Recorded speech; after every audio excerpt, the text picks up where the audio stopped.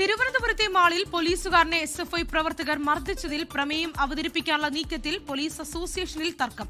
Police association Thiruvananthapuram rural സമ്മേളനത്തിലാണ് പ്രമേയം അവതരിപ്പിക്കുന്നതിനെതിരെ ഔദ്യോഗിക പക്ഷം രംഗത്തെത്തിയത്.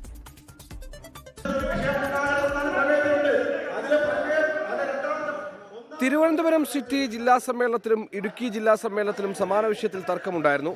പിന്നാലെയാണ് കഴിഞ്ഞ ദിവസം നെടുമങ്ങാട് നടന്ന റൂറൽ സമ്മേളനത്തിലും പ്രമേയത്തിന്റെ പേരിലെ തർക്കം.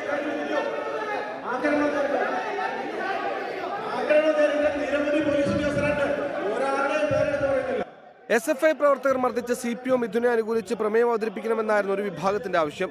എന്നാൽ ഇതിനെ ഔദ്യോഗിക പക്ഷം എതിർത്തു. ഇതാണ് തർക്കത്തിന് കാരണം. തിരുവനന്തപുരം മാളിൽ നടന്ന സംഭവത്തിൽ CPO മിഥുനെതിരെ ജാമ്യമില്ലാ വകുപ്പുകളും SFI പ്രവർത്തകർക്കെതിരെ ജാമ്യം ലഭിക്കുന്ന വകുപ്പുകളും ചുമത്തിയാണ് കേസെടുത്തത്. ഈ സംഭവമാണ് പ്രതിഷേധത്തിന് കാരണമായത്. 24 തിരുവനന്തപുരം. ലോകത്തെവിടെയായാലും ഏത് സമയത്തും 24 വാർത്തകളും ഓഗ്മെന്റഡ് റിയാലിറ്റി പാക്കേജുകളും എക്സ്പ്ലെയിനറുകളും വിശദമായി കാണാൻ ഞങ്ങളുടെ YouTube ചാനൽ നിങ്ങൾക്ക് സബ്സ്ക്രൈബ് ചെയ്യാം.